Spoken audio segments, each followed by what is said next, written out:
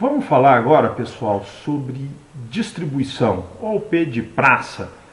Para que existe uma preocupação com distribuição? Por um motivo simples. A empresa faz seu produto em um lugar diferente do que o consumidor consome. Em um momento diferente. Ela faz hoje, de repente o consumidor quer consumir daqui 15 dias, amanhã. Então é importante cuidar para que exista a eliminação dessa lacuna, desse gap, desse espaço entre o produtor e o consumidor. E a variável dentro do marketing mix que foca nesse desafio, no desafio de diminuir aí essa lacuna, é a distribuição.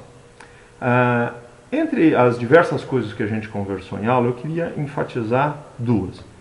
Primeiro, os três principais tipos de estratégia de distribuição quando a gente fala de nível de intensidade da distribuição. Vamos lembrar que toda vez que você tem um marketing mix, para que ele seja realmente consistente, todas as variáveis devem ser harmônicas entre si. Então vamos pensar se eu tenho um produto extremamente sofisticado, com um preço extremamente alto, que tipo de distribuição eu tenho que ter?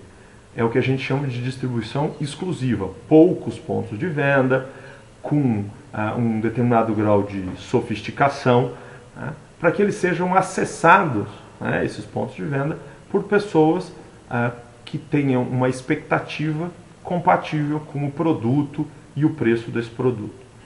E no outro extremo, qual é o outro tipo de distribuição que eu posso ter? Eu posso ter uma distribuição intensiva, principalmente produtos de consumo que estão associados à compra por impulso. Lembra que a gente falou disso quando a gente falou de comportamento do consumidor e classificação do produto?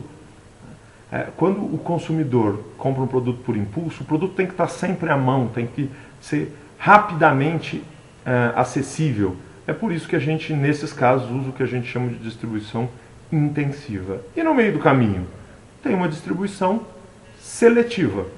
É uma distribuição que se adere a uma distribuição compatível com categorias de produto de características intermediárias, ou seja, que não demandam nem uma distribuição intensiva, nem uma distribuição exclusiva.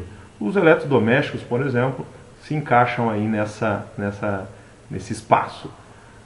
Agora, é importante entender que toda vez que uma empresa está definindo uma estratégia de distribuição, ela está fazendo um trade-off entre três variáveis. Ela está aqui pensando em três variáveis e vendo o que é mais importante para ela. Quais são essas três variáveis? Cobertura, custo e controle. O que é cobertura? É o nível de amplitude que o meu produto precisa ter. Às vezes eu preciso de cobertura, eu preciso de grande amplitude. Só que quando eu distribuo em muitos pontos, eu perco o controle, porque o dono da loja ou o botequinho lá que está o meu produto está longe, eu não consigo supervisionar. E se eu conseguir supervisionar, o dono do bar lá vai dizer o seguinte: o bar é meu, eu faço o que eu quiser, eu vendo ao preço que eu quiser, eu exponho da maneira que eu quiser, eu comprei, o produto é meu. Então tem essa perda de...